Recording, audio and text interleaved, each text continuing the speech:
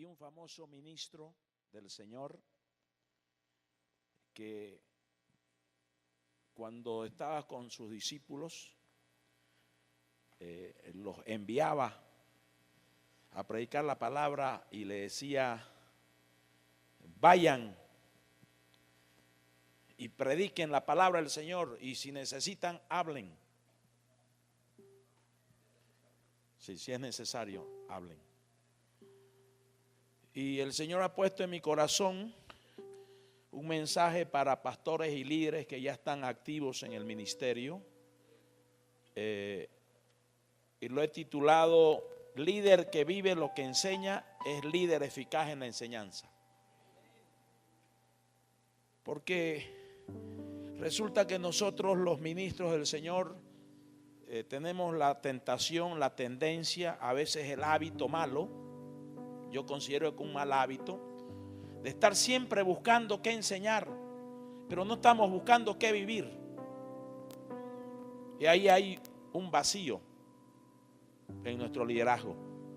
A mí me sucede muchas veces eso, y tengo que batallar contra eso, porque qué bonita esa frase, la voy a enseñar. ¿Y por qué no cambiamos el paradigma y decimos: qué bueno eso, la voy a vivir y luego la voy a enseñar? Porque el líder, ministro del Señor, pastor, que vive lo que enseña, o pongámosle en este sentido, primero vive lo que va a enseñar, entonces su enseñanza es muy eficaz, es contundente. Un pastor que enseñe de oración y que el pueblo no lo vea orar, déjate de líos, viejo, decimos allá en mi tierra. Un pastor que enseñe de evangelizar y quiere movilizar a su iglesia a evangelizar y no evangeliza, déjate lío, viejo. Entonces, pastores, sobre todo quisiera en esta primera partecita hacernos recuerdo a nosotros, los pastores generales principales en nuestras iglesias, ¿no? Como ya tenemos harta gente, tenemos una estructura que se mueve, a veces nosotros nos metemos a trabajar tanto en hacer suceder las cosas que nos olvidamos de atender nuestra vida al lugar santísimo y nos olvidamos de ganar almas, person to person. Y eso, digamos, no es saludable ni para el líder ni para su iglesia, el ministerio. Entonces yo he estado orando para ver qué es lo que el Señor quería hablar en esta mañana, y le traigo 5 principios bajo el lema: primero vivámoslo y luego transfirámoslo. Amén. Primero vivamos esto y después lo enseñamos. Entonces, usted que está en el ministerio, porque en realidad en mi corazón orando estaba enfocado en gente que ya está activa en el ministerio, sean pastores principales de iglesias, sean copastores o miembros del cuerpo pastoral, o líderes de grupos hogareños o células, como le llamen, gente que está activa en el ministerio. Y yo no sé, le voy a compartir primero, así a mencionar los 5 principios o enseñanzas, y luego, si da el tiempo, lo desarrollamos cada uno. De todas maneras, Pastor Nelson ahí me hace señas, Pastor Miguel, pero yo a veces me emociono, me entusiasmo y me pierdo del tiempo, ¿no es cierto? Entonces, y a esta hora hay mucha competencia, pues, ¿no? Porque estómagos vacíos no tienen oídos a veces, ¿no es cierto? Entonces hay competencia a las 12 del mediodía, ¿no? Entonces vamos a orar para que el Señor nos hable bajo este lema: vivencia. ¿Ok? Vivencia. Vivamos esto primero. Y lo estamos viviendo. Lo que le estoy trayendo no es nada nuevo, es solamente un recuerdito, nada más. Y para algunos un jaloncito de orejitas, nada más. ¿Ok? Porque a veces hemos aprendido a correr rápido que ya nos hemos olvidado de caminar lento, ¿no? Y la vida también se logra éxito caminando lento. No solamente se logra éxito caminando rápido, porque en la vida hay dos tipos de carreras centralmente. La carrera de velocidad, que te exige velocidad, agilidad, destreza, y la carrera de resistencia, que te exige otro tipo de atributos. Y ahí es donde tenemos que tener sabiduría los líderes para ver qué tipo aplicamos, ¿no? Discernimiento, ¿no? Entonces, oremos para que el Señor nos hable. Yo le voy a hablar de mi corazón para adelantarle de lo que le voy a hablar. El Señor ha podido lograr en mí, porque no le he permitido tanto todavía, un 60-70%. Entonces estoy en déficit, un 30-40%. Y quizás como uno se califica, es bondadoso con uno mismo, capaz que el Señor me dé menos nota, o a lo mejor por amor me da un poquito más de nota, ¿no es cierto? Pero es Él el que le califica. Él es el que dice obrero aprobado. Él es el que dice. Sí, cómo no. No me gusta mucho esa frase, sino, pero bueno, es cierto también. El Señor dice obrero reprobado.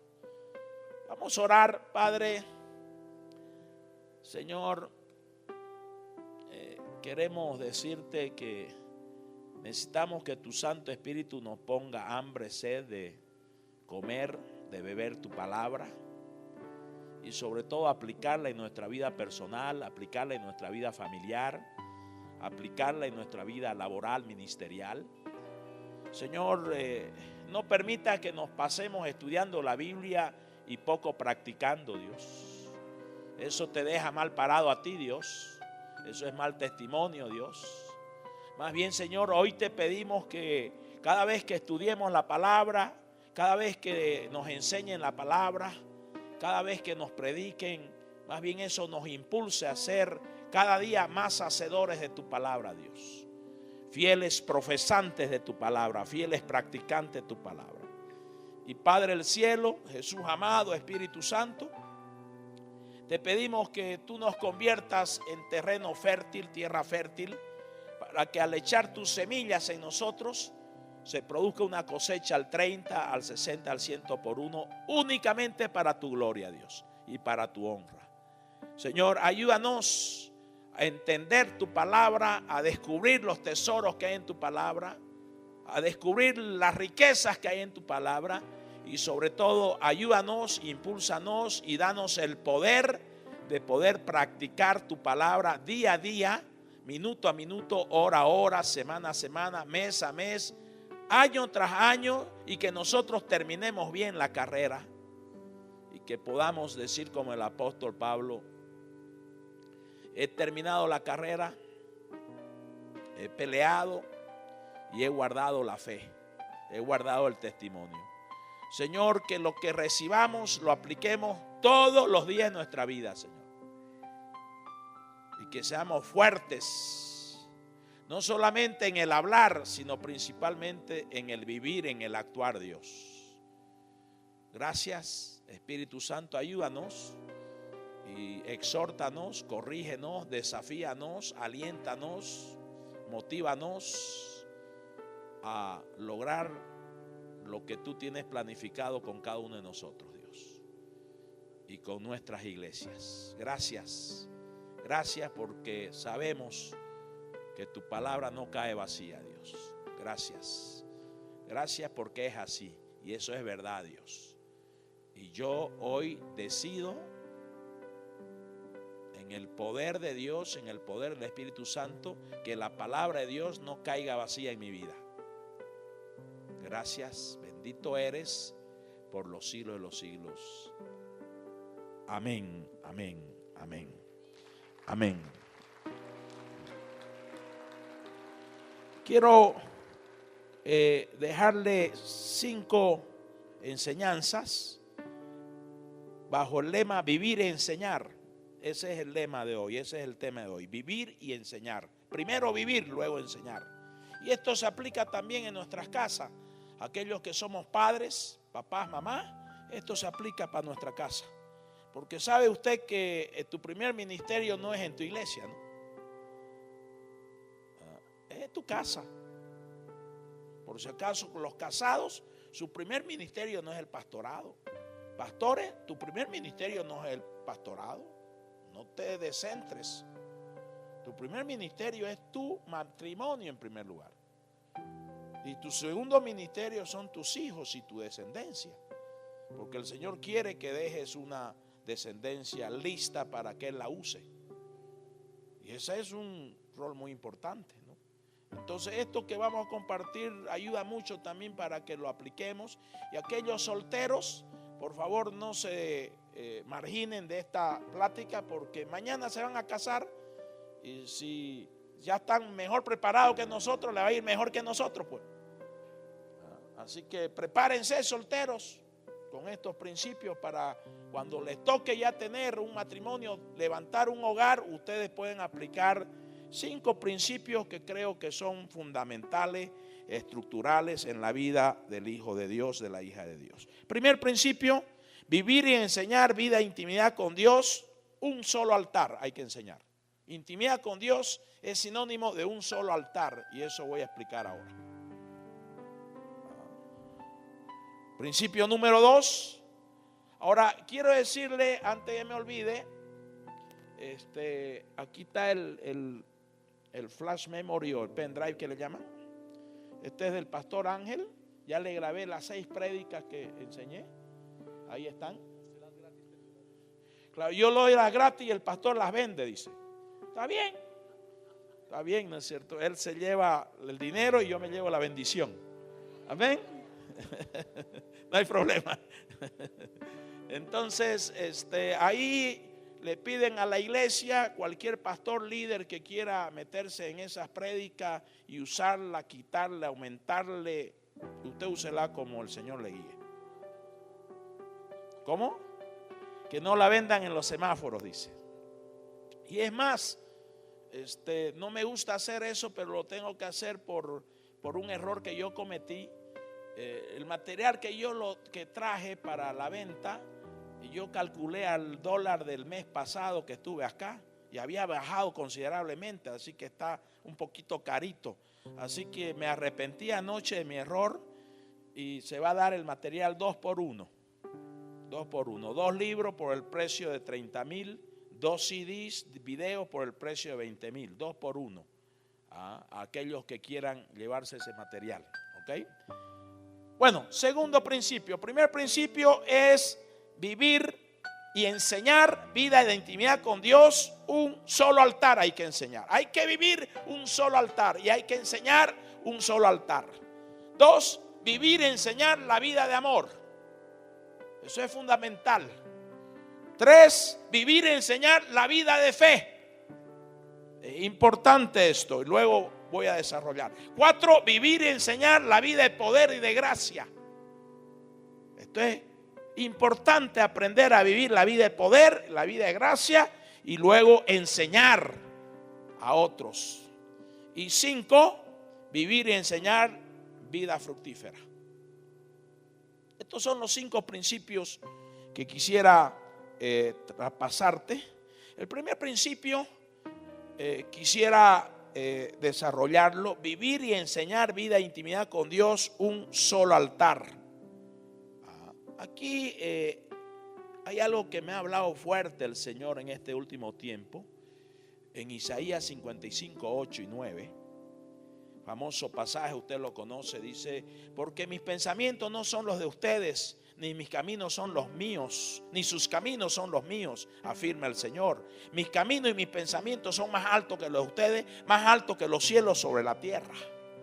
Y otra versión moderna dice, escucha esta versión, dice: porque mis ideas no son como la de ustedes, ni mi manera de actuar no es como la suya. Así como el cielo está por encima de la tierra, así también mis ideas y mi manera de actuar están por encima de la de ustedes, el Señor lo afirma. Me gusta esta versión. Y otra versión dice, también esta es bonita, dice: pues sus proyectos no son los míos, y mis caminos no son los mismos que los de ustedes, dice el Señor. Así como el cielo está muy alto por encima de la tierra, así también mis caminos se elevan por encima de sus caminos, y mis proyectos son más superiores a los de ustedes. El Señor, al leer esta palabra, en un tiempo bello que tuve con el Señor hace meses, o creo que fue el año pasado, me puso una palabra que se la quiero traspasar y luego me explico. Me puso una sola palabra en la mente del corazón: paralelo. Paralelo.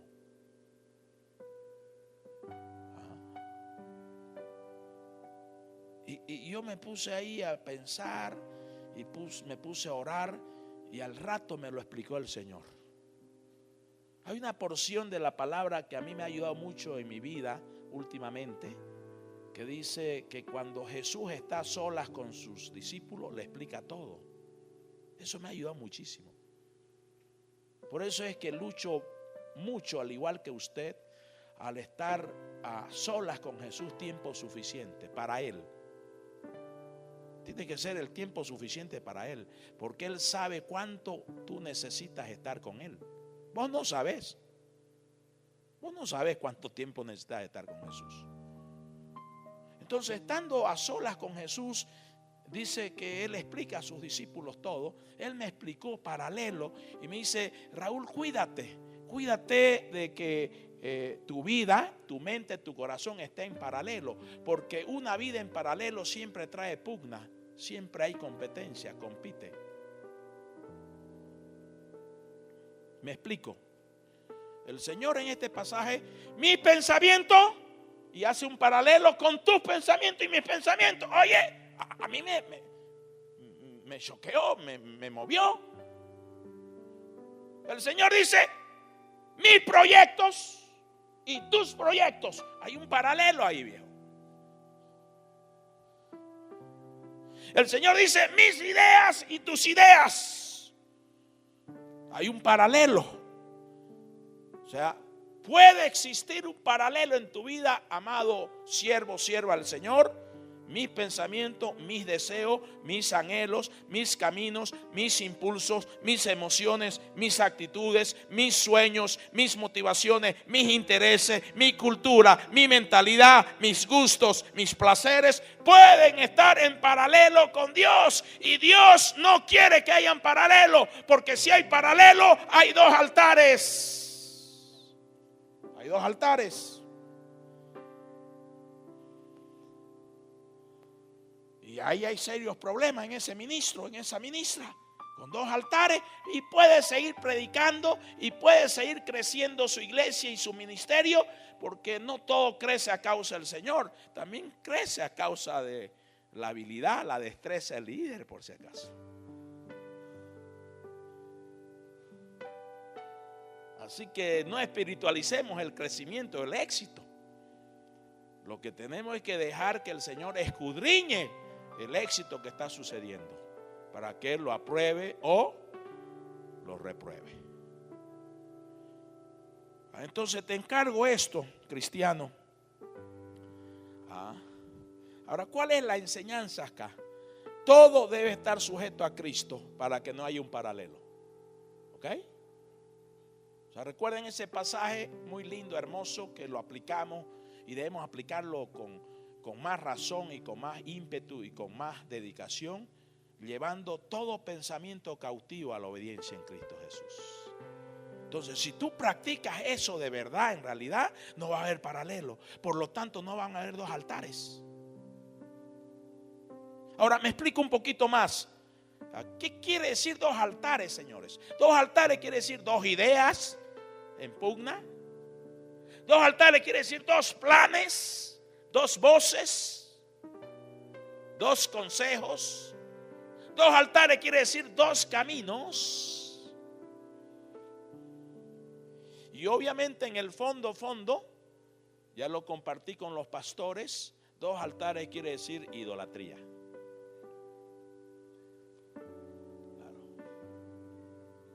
Sabes que el éxito que tú estás buscando podría ser, es candidato, dependiendo de tus motivaciones, para hacer un segundo altar. Por más que querrás éxito para tu iglesia, es la iglesia del Señor, pero es tu corazón lo que determina si es idolatría o no. Es tu motivación lo que determina si hay dos altares o no.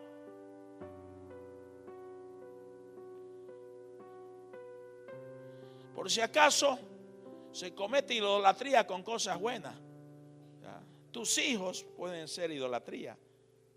Tu esposo, tu esposa puede ser idolatría. Ahora, no estoy diciendo que es, porque no es el diseño de Dios. Pero como tú tienes tu corazón, y si le estás dando más atención a eso, a esa persona, que al mismo Dios, entonces ahí está la figura de la idolatría.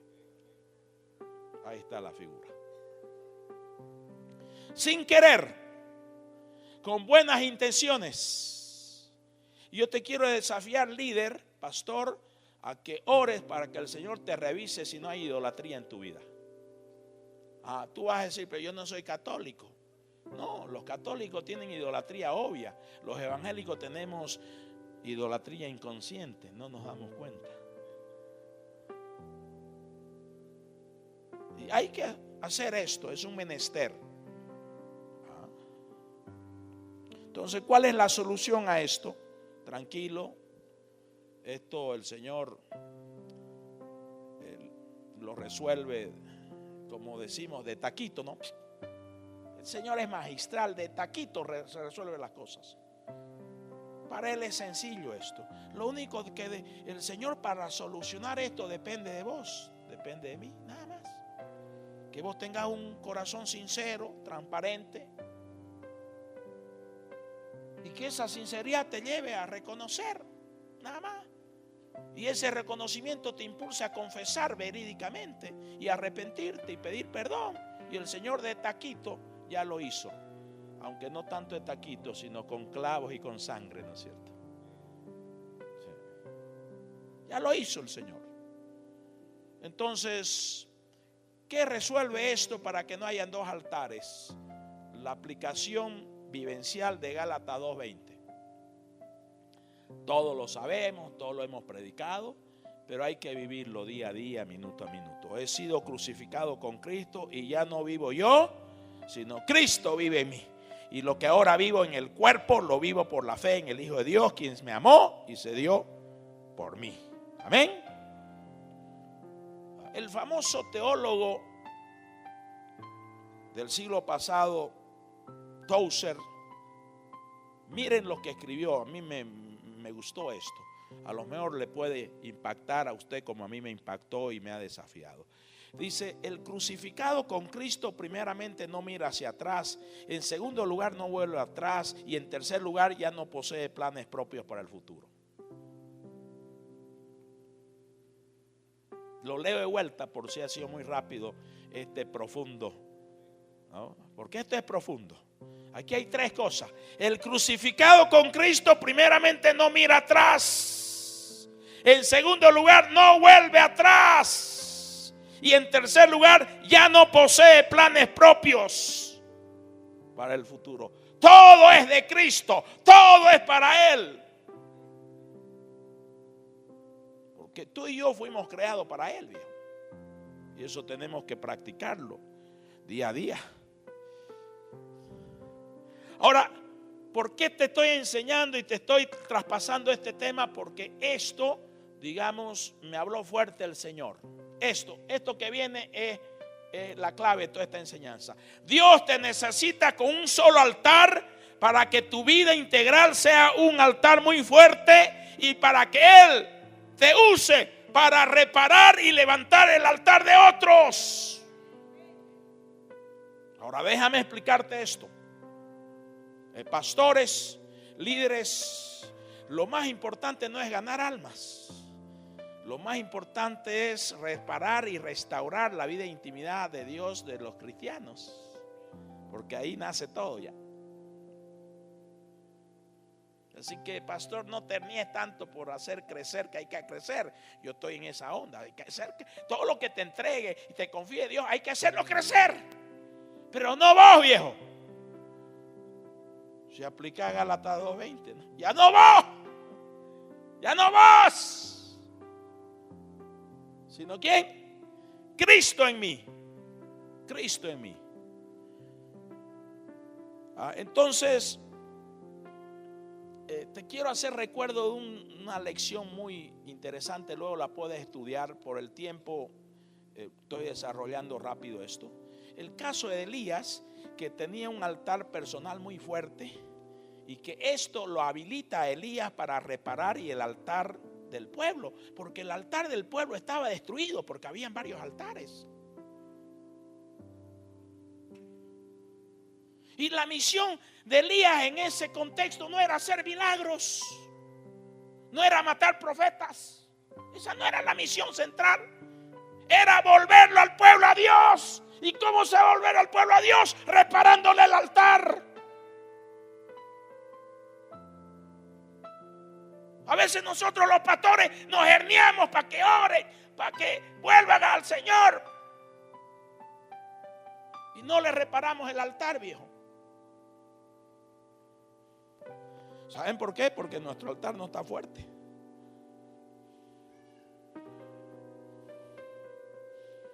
Solamente yo no voy a explicar mucho porque entiendo que usted ya sabe esto, pero solamente el pasaje de Primera Reyes 18:30 dice: entonces Elías le dijo a todo el pueblo: vengan, acérquense ante el fracaso de los otros.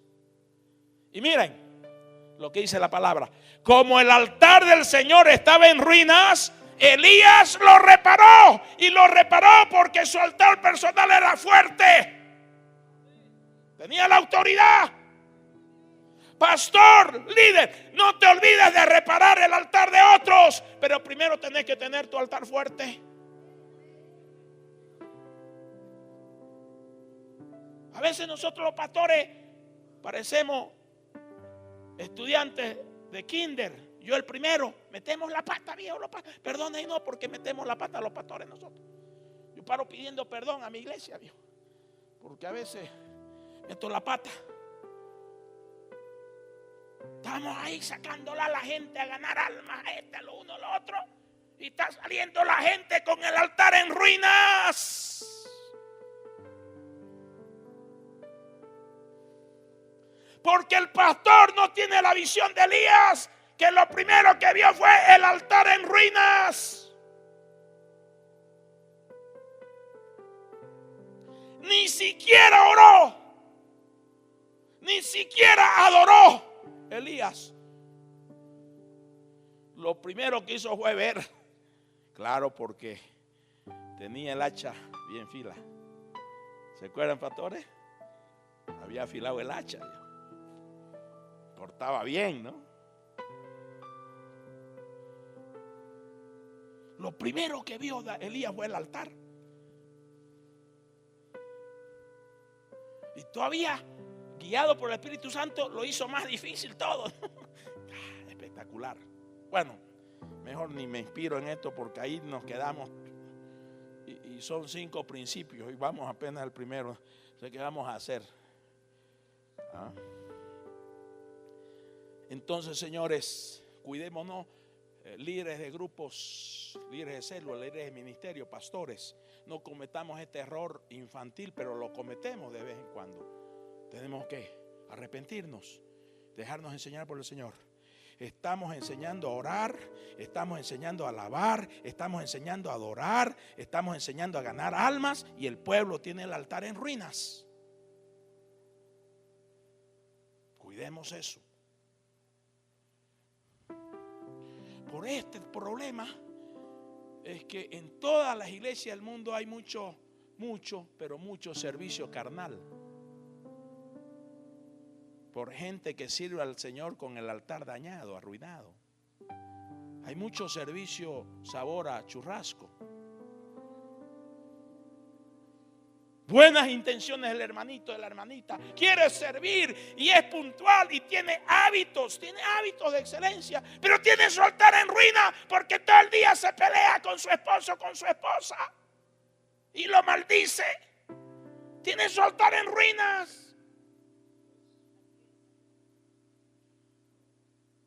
O porque ese joven que es líder de célula, pilas, es un campeón, pero tiene su altar en ruina porque para mintiendo.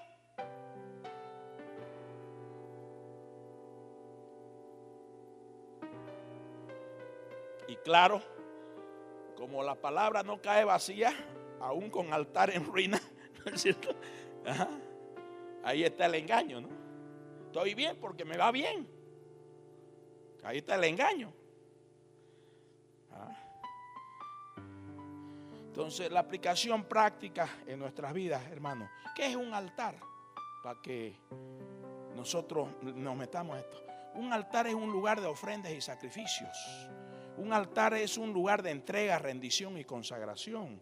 Un altar es un lugar donde se alaba y se adora al Señor. Un altar es tu corazón. Es el altar del Señor. Entonces, ¿qué es el altar de Dios en este siglo XXI?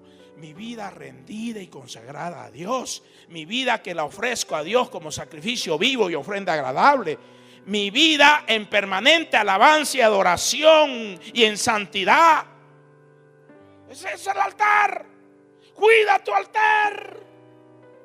Más que tu ministerio. Pastor, líder, cuide su altar más que su ministerio, porque su ministerio depende del altar.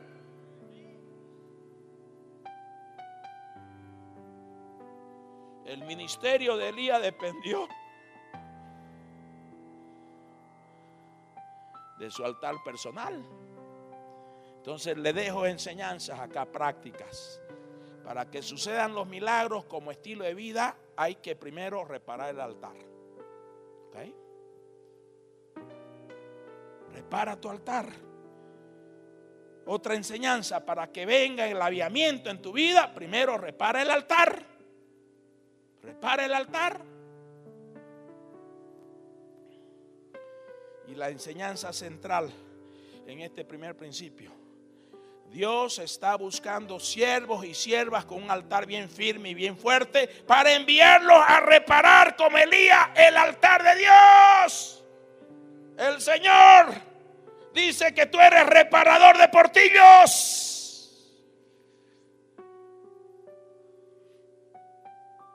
Oye, pastor, si el altar de tu iglesia está bien reparado y está a 0 kilómetros, olvídate, va a fluir, viejo. Va a fluir.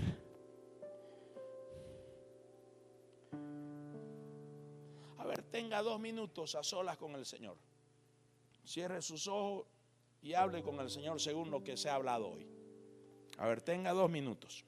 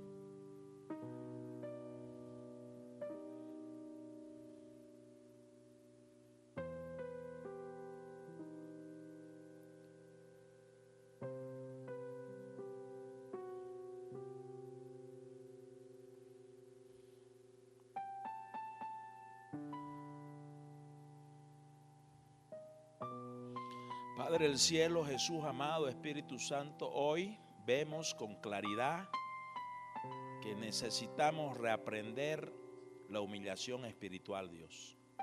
Humillarnos delante de tu presencia, humillarnos delante de ti, para que tú tengas la oportunidad de, Señor Santo, en primer lugar, si hay altares diferentes en nuestras vidas, de que tú los puedas derribar todos y que quede solo un altar, Señor.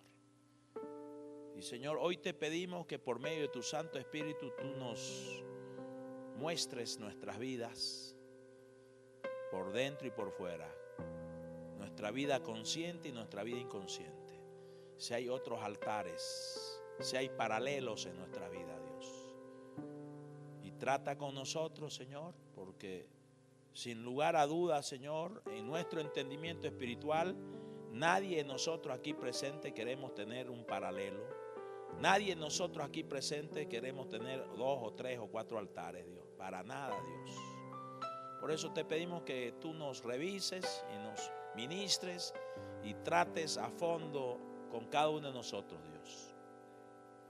En segundo lugar, Dios, te pedimos que tú nos hagas ver el altar, y si está en ruina, que nos hagas ver todas esas grietas, que tú nos hagas ver todas esas pequeñas zorras, y que tú repares el altar por medio de la acción directa de tu Espíritu Santo, y que tú nos enseñes a practicar Gálatas 2:20, Señor. Estar siempre, permanentemente crucificado juntamente con Cristo, y que ya ese yo carnal que quiere levantarse un altar, que quiere levantarse un monumento, que ya ese yo no viva en nosotros, ya no viva en mí, sino que Cristo vive en mí siempre y me gobierne y destituya, derroque todo altar y repare y restaure todo altar arruinado. Y Señor, envisionanos como pastores, siervos y siervas del Señor, que una de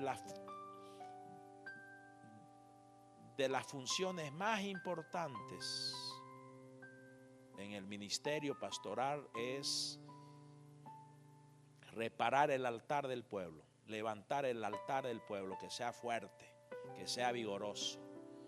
Y así van a venir tiempos de avivamiento y van a venir estilos de vida de milagro, vida de sanidades, vida de prodigio, vida de maravilla, vida de poder, que vamos a poder lograr cosas mayores y cosas grandes para la gloria de Dios, porque la vida del altar está bien fuerte, está bien firme, y el altar está encendido permanentemente.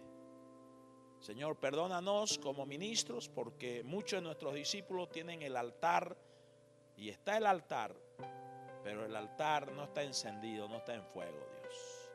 Y perdónanos por enseñarles, Señor, o más bien impulsarlos o exigirles frutos cuando sus vidas, su altar está sin aceite, su altar está sin fuego, su altar está en ruina.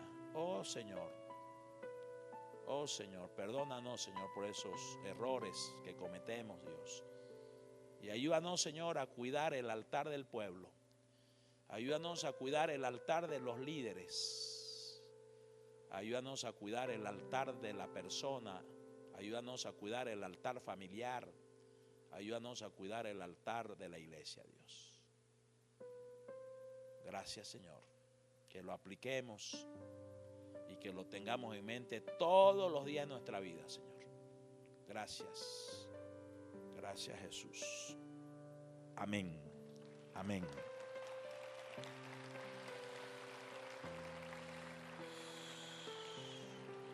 El tema de hoy: líder que vive lo que enseña, líder eficaz en la enseñanza. Segundo principio que quisiera que hablemos: vivir y enseñar la vida de amor. Es decir, la vida de amor es amar a Dios y amar como Dios ama. Esa es la vida de amor. Amar a Dios y llegar a amar como Dios ama. Como Dios ama al que mete la pata, como Dios ama al débil, como Dios ama al borracho, como Dios ama a la prostituta, Cómo Dios ama al narcotraficante. Cómo Dios ama. Cómo Dios ama. Esa es la vida de amor. Y ese es nuestro estándar. Ese es nuestro estándar. Siervos y siervas del Señor, ministros del Evangelio.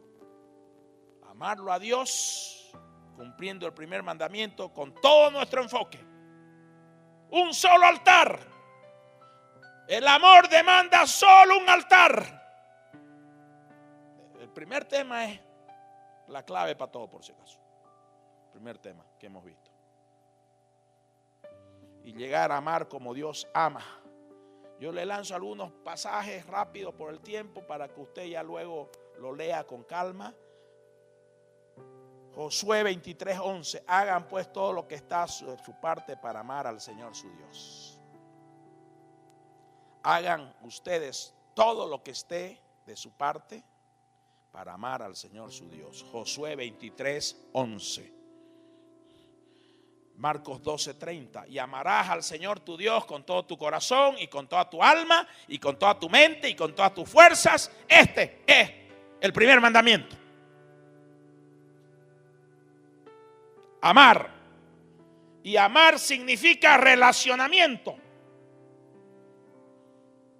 Nosotros los occidentales, como enfatizamos tanto el hacer, pensamos que amar significa primeramente hacer. Y no es así. El hacer debe ser producto del amar. Pero como somos occidentales y nos han lavado el coco, no sé si tienen ese dicho acá. ¿Ah? ¿Sí, así se dice? Nos han lavado el cerebro, viejo. Hay que hacer, hay que lograr, hay que traer fruto, hay que lo uno. Y nosotros estamos en esa comparsa, viejo. Cuando eso es producto de tu amor. Y el amor, en primer lugar, es relación. Y va a crecer más el amor mientras más intimidad en relación tengas. Por eso es tan importante el primer punto: enseñar la intimidad con Dios. Practicar primero la intimidad con Dios y luego, ¿no? Y dice Jesús en el siguiente versículo: y el segundo es semejante: amarás a tu prójimo como a ti mismo. No hay otro mandamiento mayor que estos dos. Ahí está. Ahí está. Te hago recuerdo nomás. Entonces, amar como Dios ama, dice la palabra, y perseverar como Cristo amó. Esa es el estándar nuestro. Segunda Tesalonicenses 3:5, versión moderna, dice que el Señor los lleve a amar como Dios ama y a perseverar como Cristo perseveró. Ese es el estándar, viejo. Y acá en esta perseverancia de Cristo está enfatizando el amor, pues. ¿Cómo no? No está enfatizando el hacer. Porque nosotros generalmente enseñamos hasta el púlpito y está bien, no está mal, pero hay algo mejor. Sé perseverante en lograr meta, sé perseverante en esto, perseverante en hacer, perseverante en hacer. Y amar, viejo. Y amar. ¿Por qué no enseñamos la palabra que nos está exhortando a que perseveremos como Cristo perseveró? ¿Y en qué fue lo que perseveró Cristo? A ver, díganme. En el amor, pues. Claro. En el amor. Y perseveró a pesar de la injusticia, a pesar de los escupitazos, a pesar de los clavos. Él perseveró en el amor. Cristiano, persevera en el amor. Es fundamental. ¿Qué es amar a Dios? Te hago recuerdo de lecciones básicas de kindergarten, solamente para que te recuerdes. Mateo 10:37. El que ama a padre o madre más que a mí, no es digno de mí. El que ama a hijo o a hija más que a mí, no es digno de mí. Ese es amar a Dios, por si acaso. ¿Qué es amar a Dios? Juan 14:21. El que tiene mis mandamientos y los guarda, ese es el que me ama. Ahí está. Cristiano, recordatorio de kindergarten. Y dice: y el que me ama será amado por mi Padre, y yo le amaré y me manifestaré en él. Oye, cuando Cristo siente tu amor, entonces Él se manifiesta en vos y cosas mayores y cosas grandes suceden para la gloria de Él. Cuando Él sienta tu amor. Juan 14:23 respondió Jesús y le dijo: el que me ama mi palabra guardará. Eso es amar al Señor. El que me ama mi palabra la guarda. El que me ama mi palabra la practica. El que me ama la palabra mía la ejecuta todo el tiempo. El que me ama vive mi palabra y luego la enseña.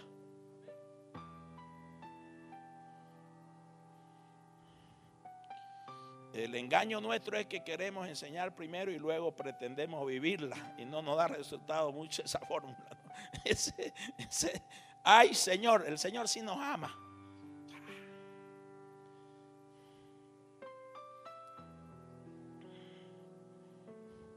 Primera Corintios 8:3. Pero si alguno ama a Dios, es conocido por Él, dice.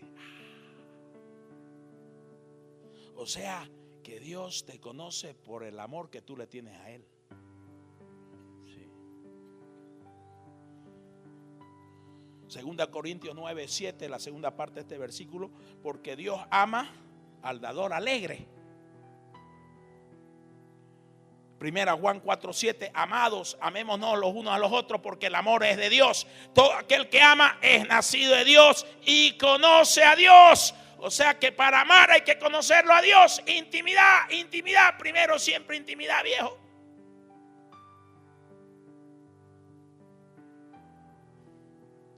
Segunda Corintios 12:15. Y yo con el mayor placer gastaré lo mío. Y aún yo mismo, Pablo dice, y aún yo mismo me gastaré del todo por amor de vuestras almas. Aunque amando más, sea amado menos. Yo me gastaré. ¿Querés amar? Gastate. No que algunos al amor tipo modernoide, occidental. Te amo, pero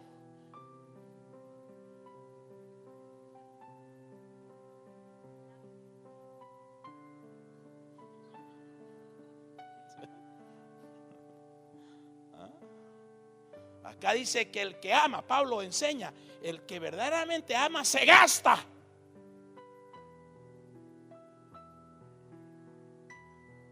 Así que cuando estés gastado, es señal que estás amando. No te preocupes. No te preocupes, te gastes. Ya tenés tesoro en los cielos, viejo.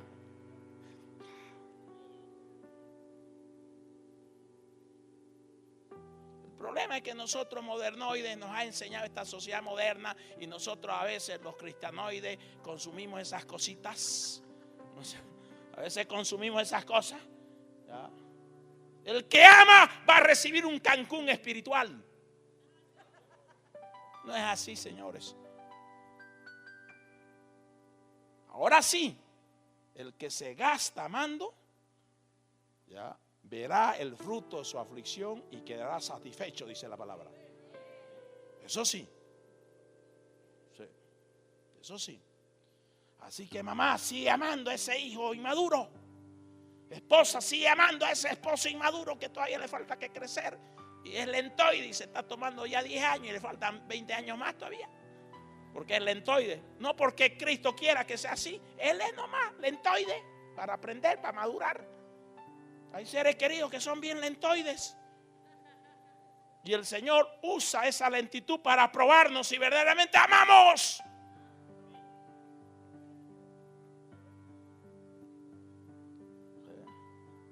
Claro, nosotros, como escuchamos canciones modernas de amor fácil, ¿no es cierto?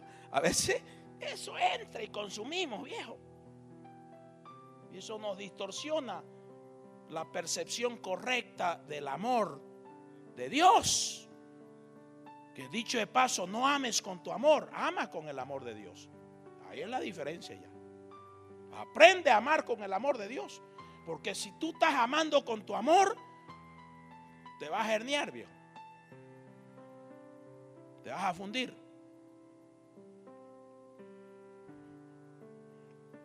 ¿Cómo andamos? Ya yo estoy preocupado por el tiempo, porque ya yo perdí. Miguel me visas nomás. Sí, porque yo me entusiasmo estas cosas y, ay, Señor. Sí. Ahora, ¿qué te habló Dios a través de este principio? Que quisiera que lo registre bien en tu chip. Vivir y enseñar la vida de amor. A ver, cierra tus ojos y órale al Señor según lo que has captado de Dios, que has recibido de Dios en este segundo principio. Vivir y enseñar la vida de amor. Órale al Señor. Quizás lo primero que tú y yo tenemos que hacer es humillarnos porque estamos en déficit, Dios. Estamos en déficit, yo estoy en déficit, Dios. Qué vergüenza, Dios. Qué vergüenza, Dios. Estoy en déficit, Dios. Señor, es que me gana a veces la impaciencia y a veces otra vez en lugar de amar me pongo a juzgar más bien. Perdóname, Dios. Perdóname, Dios, porque a veces esta carne me tumba, Señor. Perdóname, Dios, esta carne me engaña muchas veces. Porque en lugar de amar, estoy más bien contabilizando defectos de las otras personas. En lugar de amar, estoy haciendo un inventario de lo que me hicieron a mí. Perdóname, Dios. Perdóname, Jesús. Enséñame la vida de amor. Enséñame a amarte a ti como tú me amas. Enséñame a amar a los demás como tú amas a los demás. Enséñame la vida de amor, Dios. Es más, Señor, que tú me llenes con tu amor para que ya yo pueda amar con tu amor, Señor.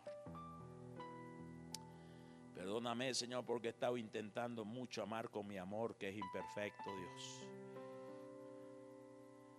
Señor, hoy entiendo que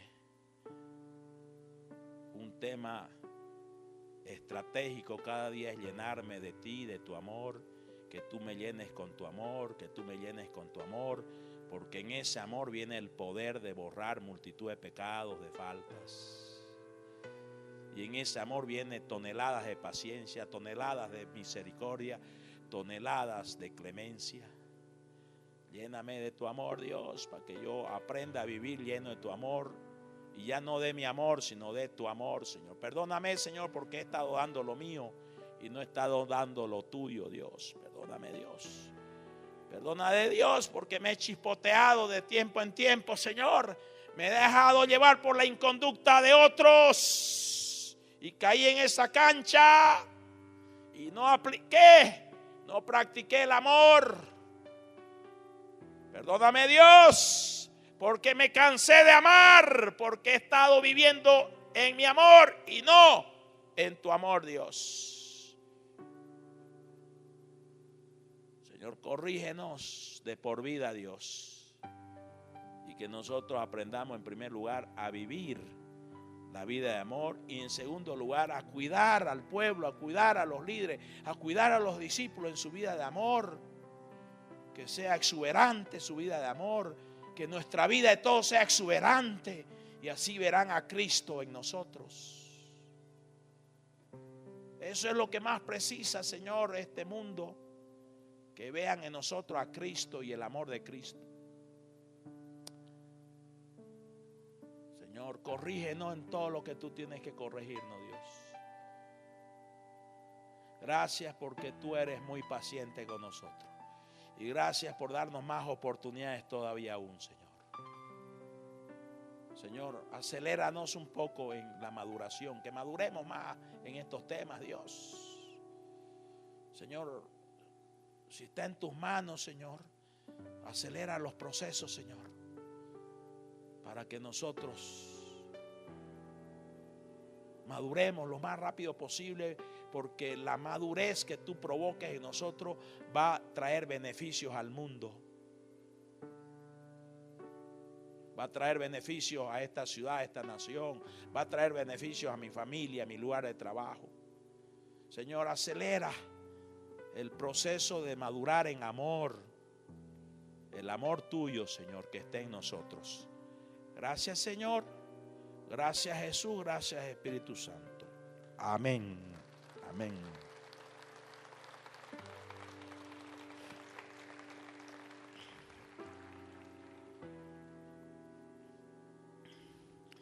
El tema de hoy, líder que vive lo que enseña, es líder eficaz en la enseñanza. Hay que vivirlo. En primer lugar, oremos por eso. Tercer principio, vivir y enseñar la vida de fe. Jesús vino a enseñar fe. Es más, curiosamente, claro, porque su vida era de amor, su práctica era de amor, su estilo de vida era de amor. Él poco habló del amor en los evangelios. Él más habló de fe, por si acaso. Si usted lo examina ese tema. Él habló más de fe. Él enseñó más fe. Pero claro, uno entiende porque él era el amor vivo, pues, ¿no? Claro. Su vida era amor. Entonces Jesús no vino centralmente a decirte pórtense bien. Vino a decir crean, todo les será posible. Vino a decir tengan fe y montañas se moverán. Vino a decir crean y los cielos se abrirán y verán la gloria de Dios. Jesús vino a decir el que cree en mí tendrá vida eterna. Jesús vino a decir el que cree en mí ríos de agua viva correrán. Jesús vino a decirte cree y te sacaré del pecado que te maltrata. Cree y demonios vas a echar. Jesús vino a decirte cree y tendrás el poder de Dios. Jesús vino a decirte al que cree todo le es posible. Jesús vino a decirte ten fe y montañas moverás. Cree y los cielos se abrirán y verás la gloria de Dios. A Marta le dijo no te he dicho que si crees verás la gloria de Dios. Antes de resucitar a Lázaro. ¿Y la iglesia qué está enseñando entonces? ¿Está enseñando la vida de fe? Esto es importante. ¿Está enseñando la vida de fe que conquista? Cristianos, líderes, pastores, un rol muy importante de nosotros como iglesia es enseñar no solamente la Biblia, sino vida de fe que nos lleve a la conquista. Tenemos que enseñar vida de fe, porque esta sociedad, incluyéndonos a nosotros, está enfatizando mucho el esfuerzo personal y poco enfatiza la fe. Y obviamente el esfuerzo personal es limitado. Un rol muy importante de la iglesia, de nosotros los siervos y siervas del Señor, es enseñar vida de fe que nos lleve a forjar generaciones de cristianos victoriosos. Nosotros tenemos la responsabilidad, no solamente de esta generación, sino de las otras generaciones. Que se levanten generaciones con mayor fe. Porque es por fe que se conquista, dice la palabra. Y estamos hablando de la fe verbo. Porque muchos cristianos tienen fe, pero la fe de los demonios. Porque hasta los demonios creen, dice la palabra. Muchos cristianos tienen fe, pero fe de demonios. O sea, la misma que tienen los demonios, muchos cristianos tienen. Yo tengo fe, dice. Yo tengo fe, pero no conquista naranjas. Entonces hay que enseñar la fe verbo.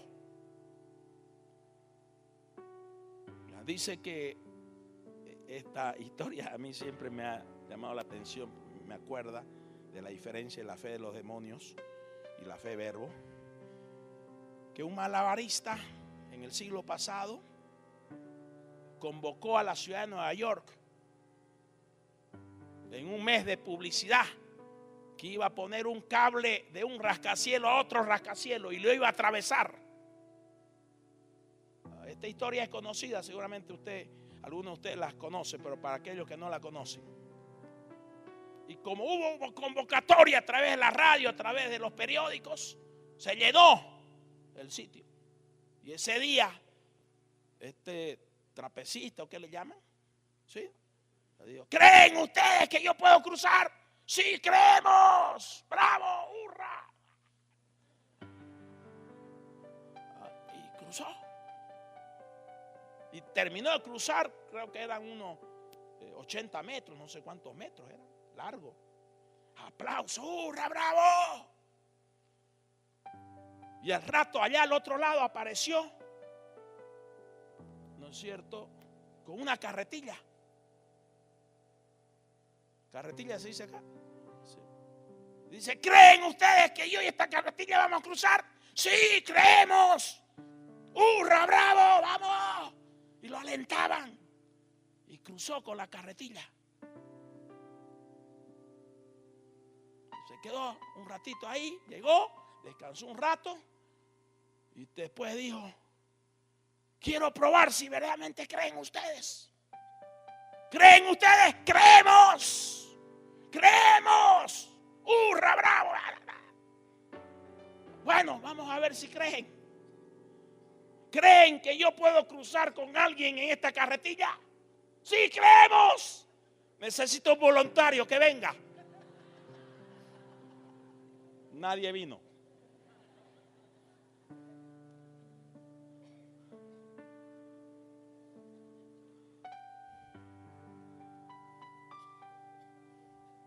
El pueblo tiene fe, igual que la que tienen los demonios. Ellos creen, los demonios también. Por si acaso los demonios creen en Dios, ¿no? Dice la palabra, ¿no? No me discuta a mí, digamos, ¿no? Pero el Señor está buscando voluntarios para que se suban a la carretilla. ¿Quién quiere? Amén sin levantarte no es amén.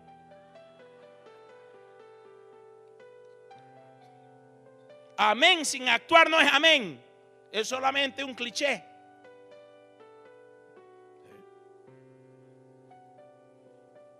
Y el Señor quiere, ¿no es cierto?, que tengamos, acuérdate de esto, fe verbo. A ver, di fe verbo. ¿Qué simboliza el verbo? Claro, así. Claro, nosotros necesitamos cultivarnos en la vida de fe que nos mueva, que nos haga actuar, que nos haga avanzar, que nos haga poseer. Luego que tú tienes ese nivel de vida, ya es más fácil enseñar la vida de fe.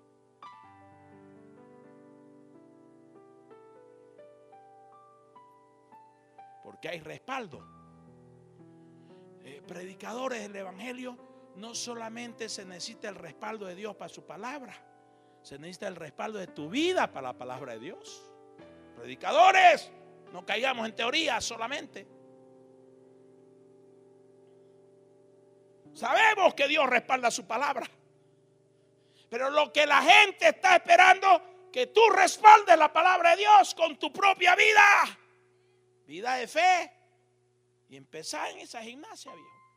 Confiar, cosas pequeñas, y luego Dios te asciende en la fe y empezar ya lo mediano, y después, viejo, empezar ya a confiar cosas grandes como que sea normal. A ver, diga: la vida de fe tiene que ser normal en mi vida.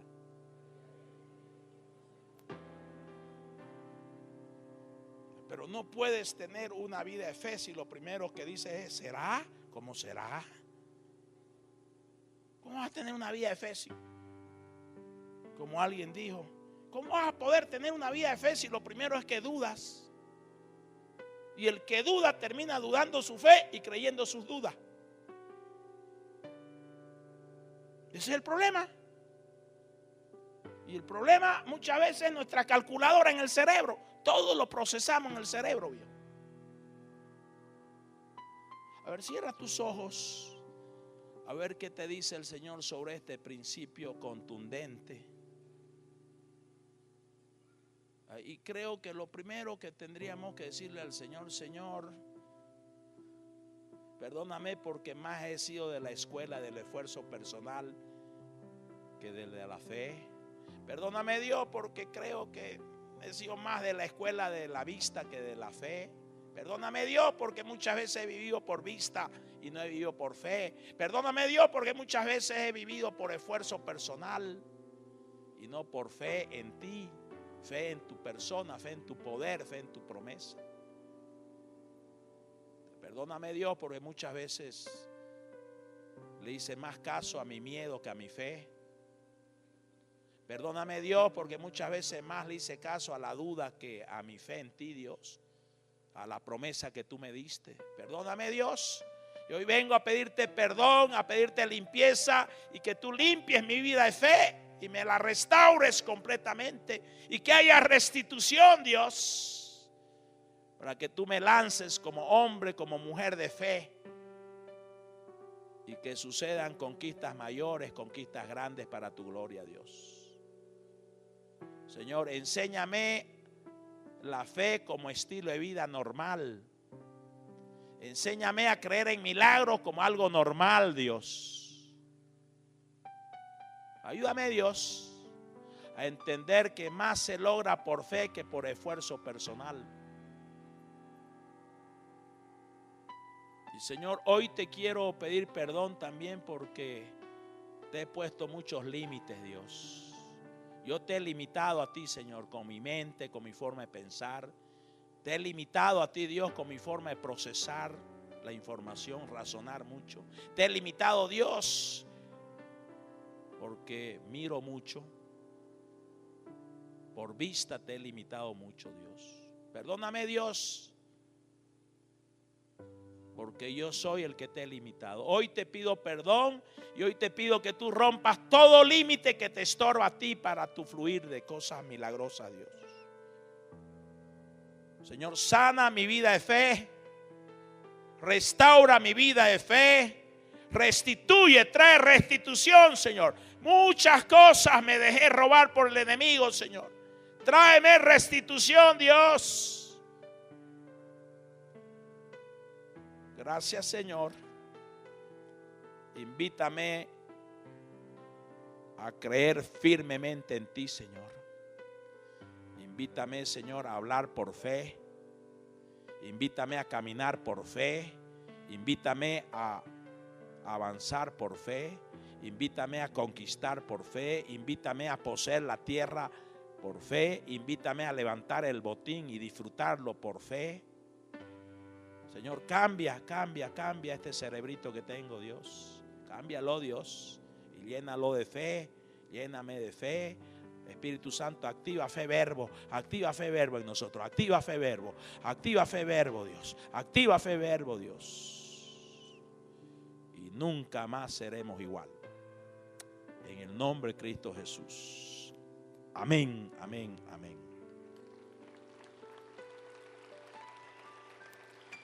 Que el Señor los bendiga. Ya el pastor Miguel me está haciendo señas ahí. Los otros dos temas se los debo. ¿Ah?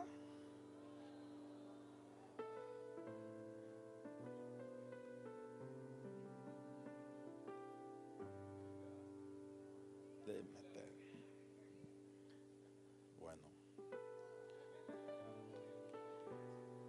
Vamos a meterle entonces. El tema de hoy, líder que vive lo que enseña, líder eficaz en la enseñanza.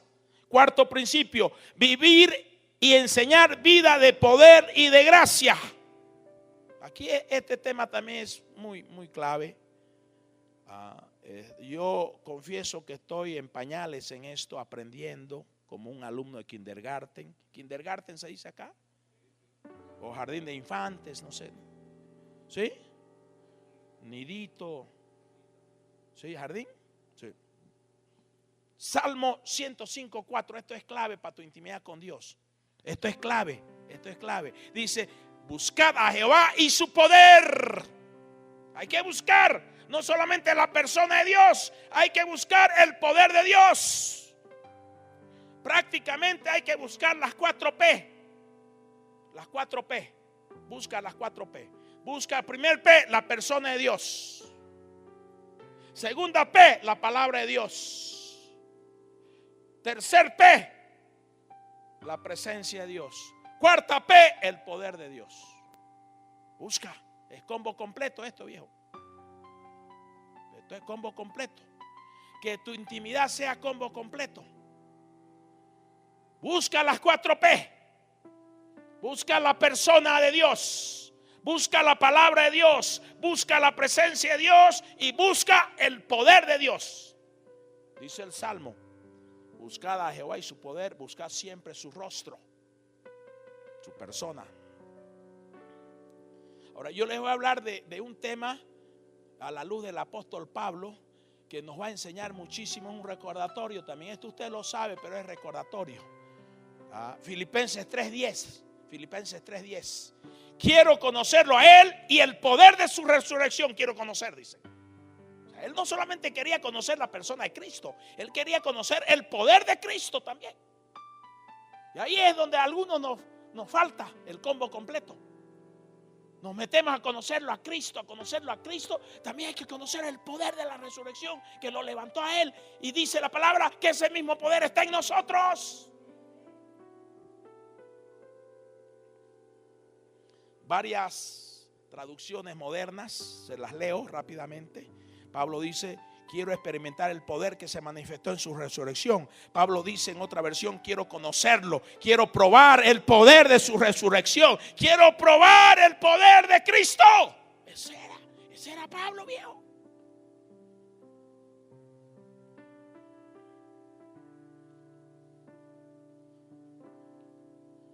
Dice Pablo en otra versión, otra traducción: quiero sentir el poder de su resurrección. Otra versión dice: quiero llegar a conocer a Cristo y conocer el poder de su resurrección. Y el versículo completo en la Biblia al día dice: lo he perdido todo a fin de conocer a Cristo y experimentar el poder. Lo he perdido todo a fin de conocer dos cosas: a Cristo y su poder. Eso es muy importante.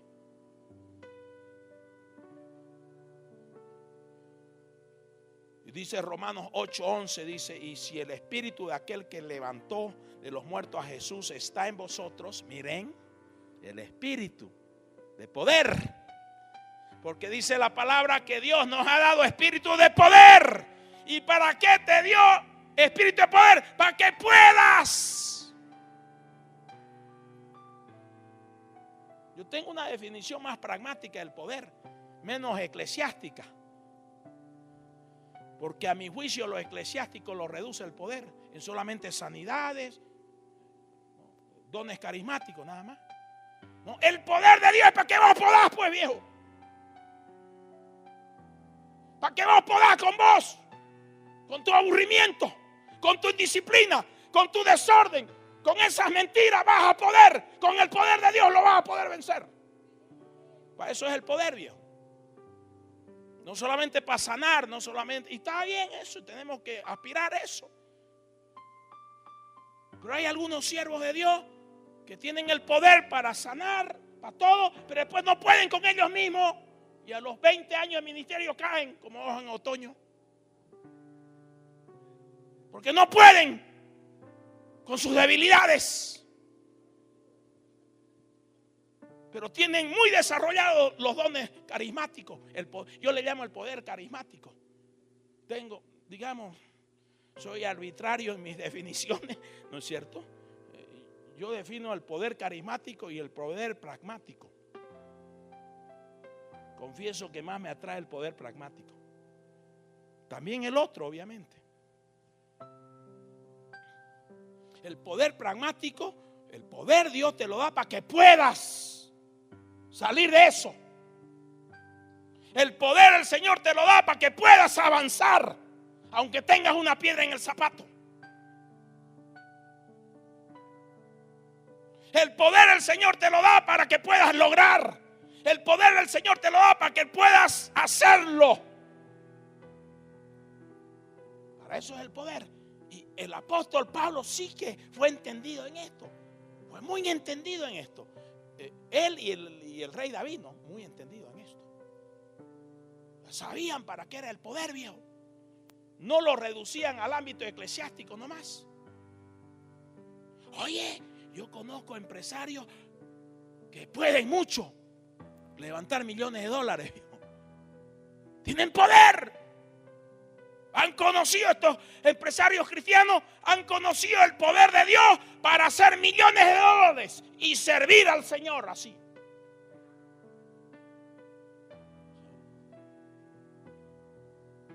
Y esa es la invitación que nos hace el apóstol Pablo. Porque la definición, la conclusión del apóstol Pablo dice: ese poder está en vos. Esa es la definición, esa es la conclusión. Así que, mamá, ¿para qué tenés poder, viejo? Para que podás, viejo, con esa inmadurez de un ser querido. Claro. ¿Para qué te da poder Dios? Para que puedas superar las dificultades. ¿Para qué te da el poder Dios? Para que sepas vencer adversidades.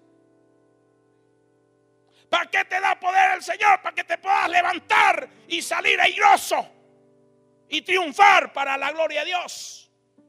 Para eso te da poder el Señor. El Señor te da poder para construir. El Señor te da poder para derribar. El Señor te da poder. El poder de Dios es multifacético, señores. No es solamente eclesiástico. No sé si me estoy explicando bien. Espero que no hiera emociones de alguien, ¿no?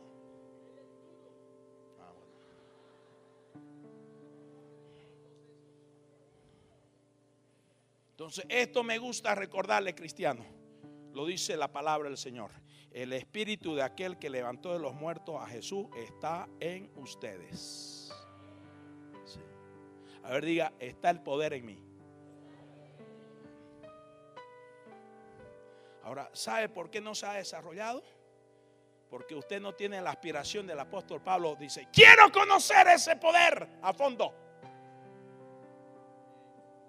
Quiero conocer ese poder a fondo. Los invito a los jóvenes que están acá a que se levante una generación más poderosa que la anterior. Descubran el poder a los 10 años, a los 15 años, a los 20. Descubran ese poder. Es para ustedes, jóvenes, esto. Porque el diseño de Dios siempre es levantar generaciones mejores y mayores. Ese es el diseño de Dios. Y nosotros tenemos que hacerlo.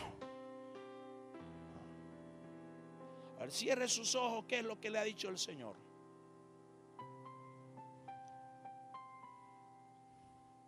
Quizás decirle: Señor, perdóname porque no he tenido la aspiración de conocer a profundidad tu poder. Perdóname, Dios, porque no me ha interesado muchas veces conocer tu poder, Señor, y que eso se desarrolle en mí, y al estar en mí que se active y que tú me lleves a otra dimensión de logros, a otra dimensión de hechos, a otra dimensión de conquista, a otra dimensión ministerial. Perdónanos, Dios, porque siempre terminamos, o muchas veces terminamos limitándote, Dios. Hoy, Señor, declaramos: se rompen esos límites, se rompen esos prejuicios que nos privan de conocer a fondo, de cerca, tu poder. Ese poder que está en nosotros. Y, Señor, hoy te pedimos que tú lo desarrolles y que nosotros conozcamos a fondo el poder de la resurrección. Porque el poder de la resurrección resuelve casos perdidos. El poder de la resurrección resuelve enfermedades terminales, asuntos perdidos. El poder de la resurrección resuelve escenarios imposibles. Señor, entrénanos en la vida del poder de la resurrección, Señor, y que lo conozcamos así como te conocemos a ti, que conozcamos tu poder que lo has puesto en nosotros, y que nunca lo ejerzamos a favor nuestro, sino que siempre lo ejerzamos para glorificarte a ti, Dios. Líbranos de caer en la corrupción, Señor, del alma, del carácter, del espíritu, de usar lo que tú nos das para nuestra propia gloria, de usar lo que tú nos das para promocionarnos a nosotros, para levantarnos monumentos a nosotros. Líbranos, Señor, de que nos corrompamos, Dios. Señor, hoy en el temor a Dios declaramos: queremos conocer a fondo el poder de la resurrección. Y queremos pedirte que tú le desarrolles al máximo ese poder que ya está en nosotros, Dios, para beneficio de la humanidad, para beneficio de pueblos, ciudades, naciones, para beneficio de familias, para beneficio de iglesias, y que para ti sea la gloria por los siglos de los siglos. Y todos decimos amén, amén, amén. Último tema. El tema de hoy: líder que vive lo que enseña es líder eficaz en su enseñanza. Está vivir y lograr en su gracia, es el mismo tema. Sí, vivir y lograr en su gracia. Una cosa es conocer, experimentar el poder, la gracia. Te llevo a este pasaje. Terminemos este punto para ir al último tema. 1 Corintios 15:10. Dice Pablo: pero por la gracia de Dios soy lo que soy, y su gracia no ha sido en vano para conmigo. Antes he trabajado más que todos ellos, pero no yo, sino la gracia de Dios en mí.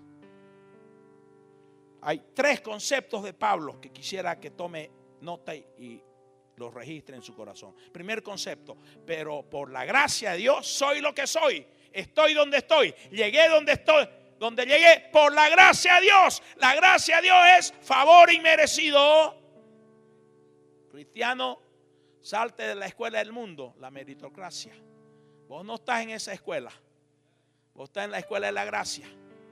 Salite de la escuela de la meritocracia, cristiano, porque estás limitando el evangelio, estás limitando el poder de la resurrección en ti. Vos no estás en la meritocracia, vos estás en la escuela de la gracia. Sí, que como cristiano te vas a presentar un concurso de mérito, porque es terrenal, hay que hacerlo, digamos. Pero tu filosofía de vida no tiene que ser meritocracia, porque si no estás reduciendo la gracia. Y si reducís la gracia, quedás en desgracia. Cuidado con eso. Entonces, soy lo que soy. ¿Por qué? Por la gracia de Dios. Tengo lo que tengo. ¿Por qué? Llegué donde llegué. ¿Por qué? Estoy donde estoy. ¿Por qué? Como el mundo sin Cristo no conoce eso, entonces ellos dicen: tengo lo que tengo porque me merezco. Yo me rajé, yo me esforcé y me merezco unas vacaciones. El mundo sin Cristo razona así, vive así por eso. Eso se llama la vida de la meritocracia. Nosotros no somos de esa vida. Ya nos redimió Jesús de esa vida. Segundo tema que el apóstol Pablo enseña: y su gracia no ha sido en vano para conmigo. Cristiano. ¿Y cómo se hace la gracia en vano? Con el esfuerzo, pues. Cuando el esfuerzo es mayor, cuando el esfuerzo no da espacio a Dios, cuando la autosuficiencia, cuando tu creatividad, sos tan inteligente y tan creativo y estás gobernando tu creatividad, no hay espacio para la gracia, viejo. Entonces la gracia se hace ineficaz. No así en el apóstol Pablo, porque él entendió. ¿Saben cuándo entendió él mejor la gracia? En 2 Corintios él escribe, cuando él oró para que le quiten el aguijón, ¿se acuerdan? Ahí él entendió la gracia, porque la respuesta del Señor le dice: Pablo, bástate mi gracia, porque mi poder se perfecciona en tu debilidad. Y ahí se le cayeron las fichas. No sé si tienen ese dicho acá. Se le cayó el velo. Lo primero que la primera caída de Pablo, ¿cuál fue? Del caballo, conversión. La segunda caída de Pablo, ¿cuál fue? Las escamas, visión espiritual. La tercera caída de Pablo es esta. Se le cayó en las fichas. Entendió la vida de gracia. Señores, quiero dejarle esto. Averíguenlo bien. El nivel mayor de vida cristiana es la vida de gracia. Es la vida de gracia. No haga ineficaz, porque usted es pura pilas. Usted tiene gasolina de avión y además es súper inteligente y además fue a la universidad y ya tiene 3 títulos. Entonces usted está viviendo en usted está viviendo en su poder y no está viviendo en el poder de la gracia de Dios. Es otra dimensión eso. Pablo lo descubrió eso. Enseñanza número 3, que es la que a mí me atrae mucho, esta enseñanza en el mismo versículo. He trabajado más que todos ellos, pero no yo, sino la gracia de Dios conmigo. El otro viejo logró lo que nadie logró, pero él dice: no lo logré yo, fue la gracia que estaba en mí, fue el secreto de la vida espiritual. La gracia funcionó en mí, la gracia no fue ineficaz, es la gracia de Dios que lo logró, es la gracia de Dios que lo logró. Ahora te traigo algo que te va a traer mucho. Cristiano que empieza a comprender y a practicar y a vivir la gracia de Dios, trabaja menos y logra más. ¿Cómo no? Tiene que estar filuda el hacha, ¿no? Sobre todo el entendimiento espiritual, ¿no? Recuerde esto, cristiano, siervo, sierva, pastor, pastora, que ya está ejecutando cierto porcentaje, 50, 60, 70% de la vida de gracia, trabaja menos y logra más. Y su trabajo es a precio de descanso, no a precio de hernias. Esa es la diferencia. Pero te salís de la gracia y te metes a la escuela del esfuerzo, ahí sí que te va a venir estrés, angustia, ansiedad por los resultados. Y te pones nervioso. Y por nervioso duplicas ayuno, por nervioso duplicas el tiempo de oración, pero igual tu ayuno es lleno de nervios, lleno de aflicción. Entonces invalidas con tu actitud y tu corazón toda actividad espiritual. Porque no estás en la gracia, estás en tu esfuerzo personal. ¿Querés lograr más? ¿Querés lograr más? Métete de alumno de la gracia de Dios. Inscríbete, viejo, en la escuela de Dios. La escuela es de la gracia. La escuela de Dios tiene dos títulos: fe y gracia. Fe y gracia. Inscríbete ahí. Romanos 11:6 dice: si es por gracia, ya no es por obras, por esfuerzo, porque en tal caso la gracia ya no sería gracia, dice. O sea, si se mete las obras, si se mete el esfuerzo, ya no es gracia, es esfuerzo. Tu logro es por tu capacidad, tu logro es por tu talento, tu logro es por tu currículo, tu logro es por tu astucia. Y señores, el Señor da la bienvenida a esos logros también, si están sujetos a Él.